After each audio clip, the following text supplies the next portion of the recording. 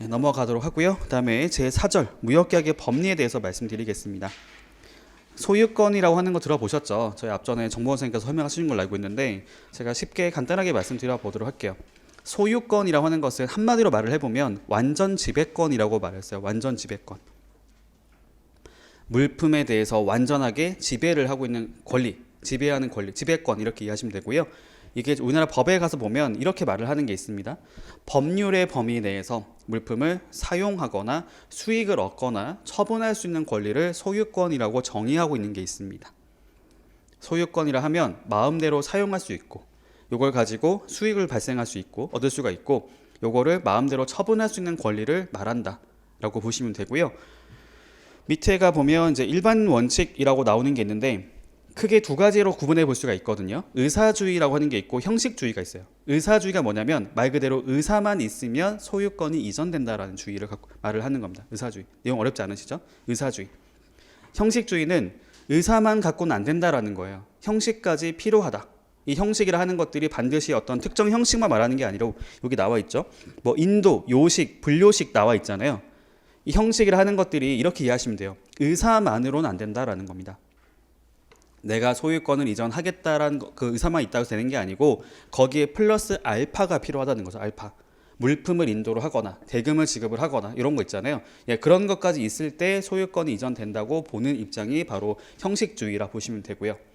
의사주의는 영미법계의 입장입니다. 영미법계는 의사주의를 일단 기본적으로 택하고 있어요. 의사만 있으면 소유권을 이전할 수 있다는 주의를 갖고 있습니다. 그리고 반대로 대륙법계는 형식주의 입장을 가지고 있어요.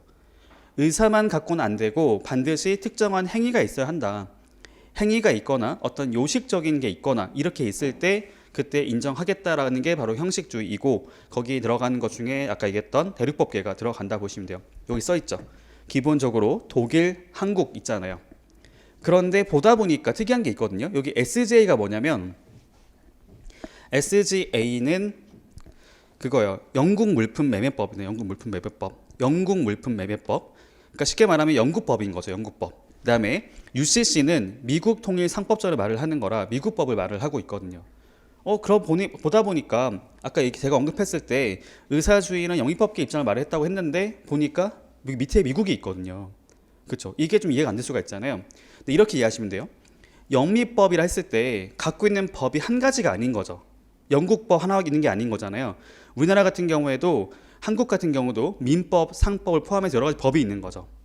그렇죠? 여러 가지 법이 있잖아요. 그래서 기본적인 입장은 그러하지만 그 중에서도 이런 것들은 따로 정하는 게 있다고 보시면 돼요. 그래서 기본 입장은 의사주의는 영미법계, 그다음 형식주의는 대륙법계 입장이라고 이해를 하면 좋긴 한데 거기서 들어가면 다만 UCC는 형식주의 입장을 가지고 있다. 미국 통일 상법전에서는 형식주의 입장을 가지고 있다라는 것을 추가로 정리하시면 됩니다. 넘어가 보도록 할게요. 그래서 넘겨 보시면 뭐 소유권 이전의 시기라고 나오는 게 있습니다. 제가 간단하게 말씀드려 보도록 할게요. 의사주의는 의사만 있으면 되잖아요. 근데 그 물품이 특정된 물품인지 아닌지에 따라서 구분이 되는 건 있기는 해요. 특정물이라는 것은 이미 뭔가 정해진 거잖아요. 특정된 물품은 그냥 의사만 있으면 된다라고 나와 있는 건데 이렇게 말했습니다.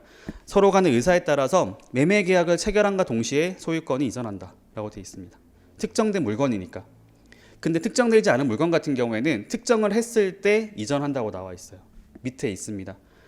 보시면 불특정물은 특정한 때 이전한다 보이시죠?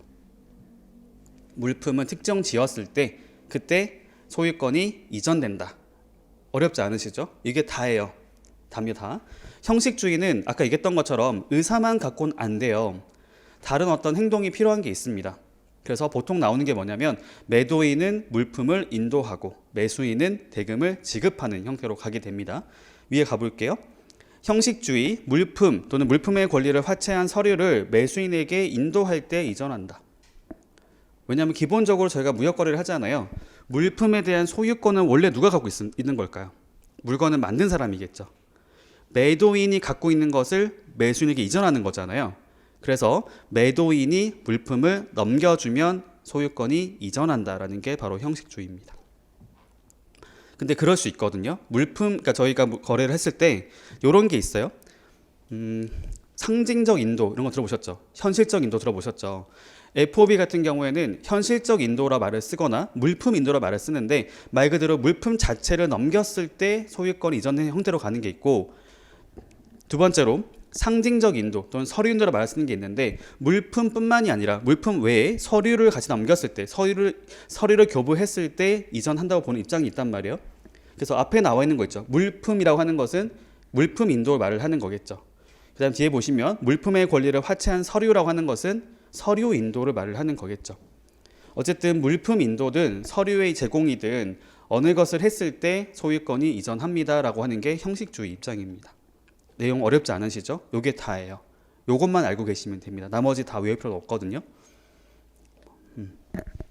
그래서 밑에 가 봤더니 불특정물의 충당 시점 이런 것까지는 굳이 중요하진 않습니다. 그냥 아까 얘기했던 것처럼 기본적인 내용들만 알고 계시면 되겠고요.